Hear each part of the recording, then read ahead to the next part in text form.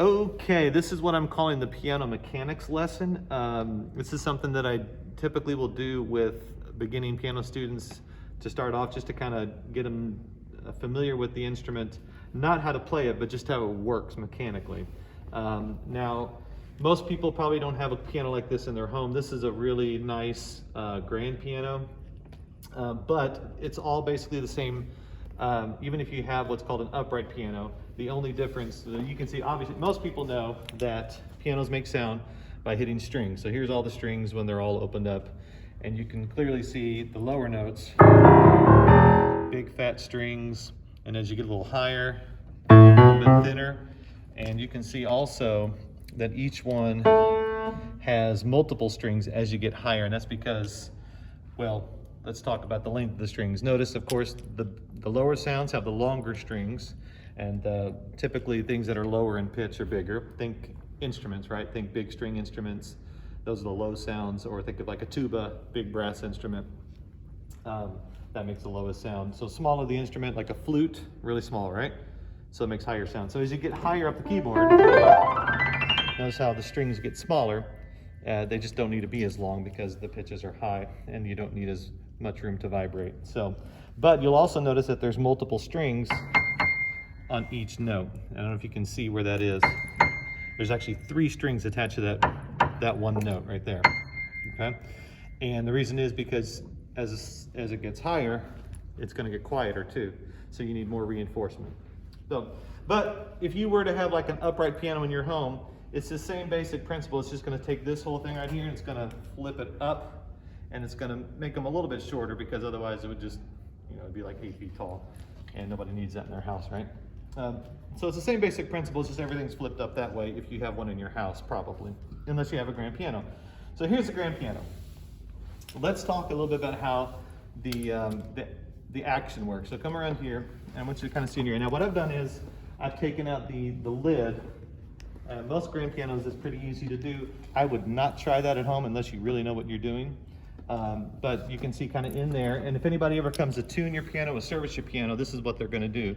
They're going to open this up and look at this, and you can see every key in the piano. Let's start with middle C. Everybody knows where that is. And you can kind of see in there, it lifts up this piece of wood and it attaches to that thing in there. And I'll show you what that does in a minute. But this whole thing here, this entire, you can see it's kind of not connected. It's held in here by this wood piece, but this entire thing actually lifts and comes out. Definitely don't try that at home. You will really jack up your piano, okay? But when technicians work on it, they can actually take out the entire thing. It's called the action. And it's this whole thing right here. And you can see, it can all move at once too, by the way. We'll get to this in a second, but that's what your soft pedal does. We'll get to the pedals. But if you look in there, you can see again, pushes up on that. Now, the rest of that action comes up here. Let's get a view from this angle. It hits what's called, you can probably guess what that's called. It's a hammer. So every key is connected to that thing, and it's connected to a hammer. And every key also has something on top of the strings right here. This is very important to the way a piano operates. These things here on top, they're called dampers. So you have hammers underneath, dampers on top, and every key has one of each. Of course, I'm skipping the black keys. I'll go. Right?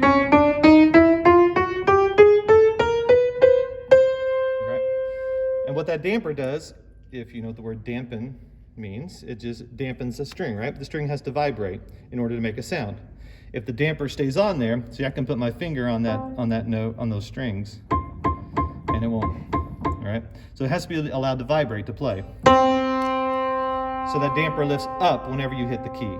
So there's a whole mechanical process that has to happen just to make that one note play. This is why pianos are so dang expensive, okay? And that's for everyone.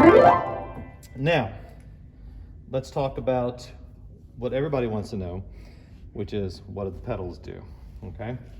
And by the way, this is why pianos are so sensitive to the touch. You can play soft, you can play loud. It's all carried through that mechanism. What do the pedals do though? So that's why we have the most often used piano is the one on the right. That's the one that every pianist is going to have to learn to use eventually. And most keyboards, if decent keyboards will have that included, or it's something you can buy. You'll have a little slot, if it's electronic, on the back, it'll say damper pedal or sustain. But on a regular piano, they all have this. Now watch what happens when I hit the piano on the pedal on the right. What's happening to all those dampers? Somebody tell me. What's that? Yeah, you guys can speak up, that's all right. Yes, all of the dampers come up when you hit that one on the right. What does that allow you to do? Well, I've only got so many fingers, right? I can play about that many notes at once maybe, or maybe a few more. But if I wanted to do more notes, then I'm out of room, or maybe I want to hold something down here and play something else up here. So what that damper pedal allows me to do is literally every string then can be sustained. All right, until I let the dampers back down, and of course what happens to the strings, it dampens them and quiets them down. All right, so let's say I want to go, I want to do all these notes. And then it'll go as long as the strings will vibrate, okay? And you can do that anywhere in the piano.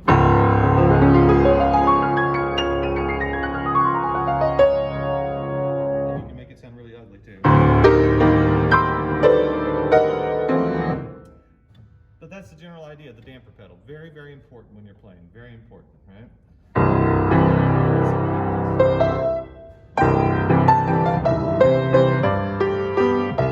don't know why that song came to mind, but it's kind of what popped in. Here's what's cool. The one on the left, most regular pianos will have this too. Some of your nicer electronic keyboards will have this pedal as well. It's called the soft pedal. Now what's happening to the, what do we call this again? This whole thing? Anybody remember? The keys? No. The action. Action, yes, there you go. So what's happening to the action right now? Shifting. It's shifting, which way?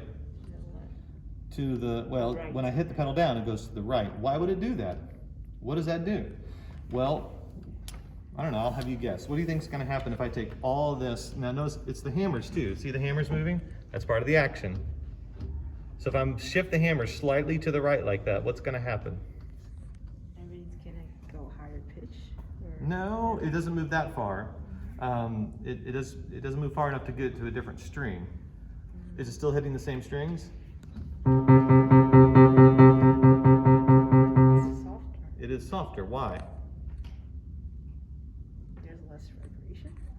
Yeah, there is less vibration because it's not making a direct hit to the string. So the way it's set right now, it's set to hit the string directly. Let's see where you can use that. See, it's right centered on those strings.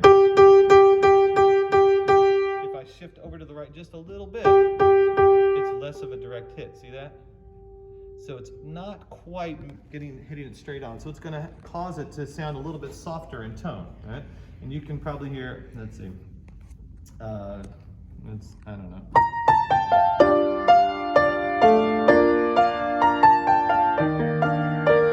it's got kind of a bitey tone to it. But if I put the soft pedal on, it'll change it just a little.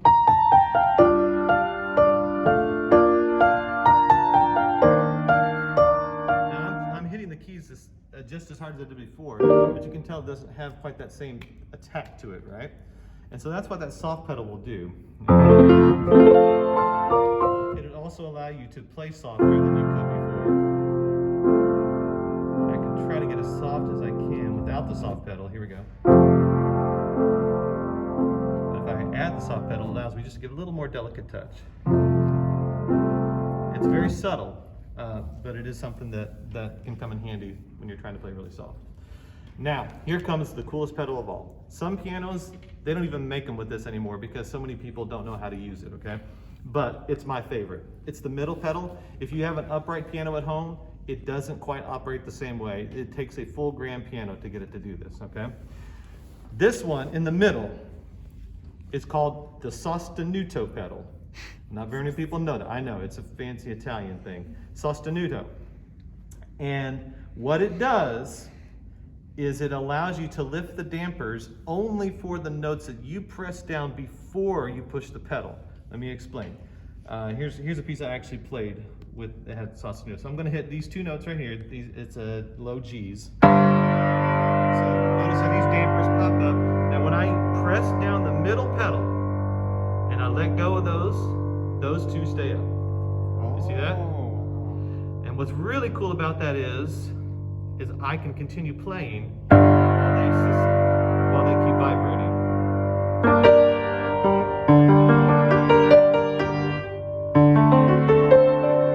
And what's even cooler than that, I can keep on hitting them, keep it going, is I can still use the damper pedal on top of that.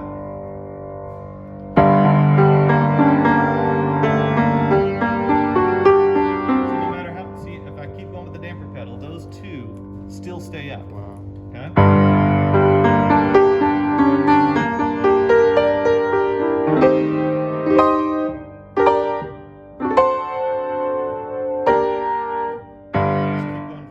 And you can do it as many notes as you want. I can do. I'm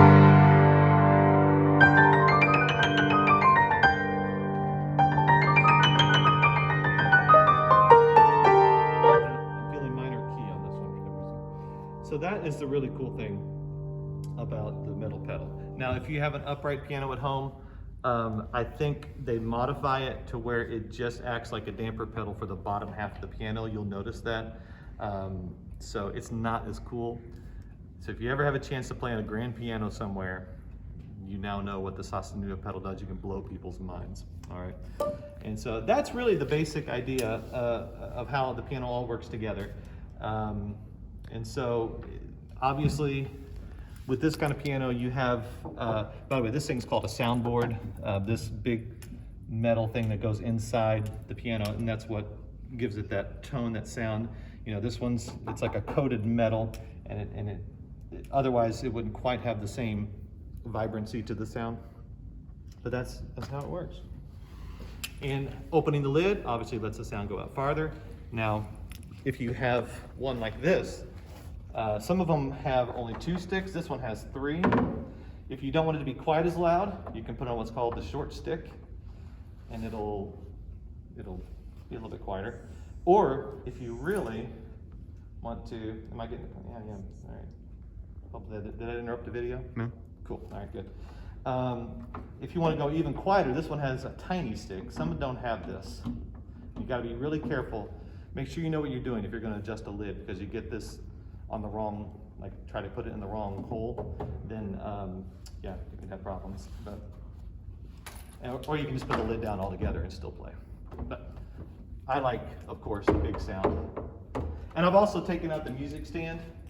Again, only do that if you know what you're doing, but it allows you to have the sound come right back at you if you're playing from memory.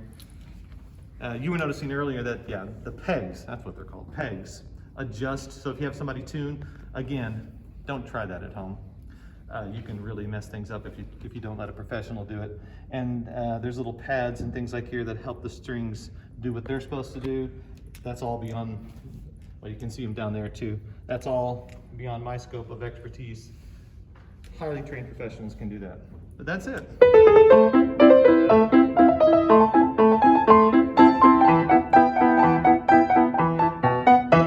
That's a lot of fun to watch too. So. Are you taking requests? Maybe I'll take questions first. Any questions about anything that I've said? Does it all make sense?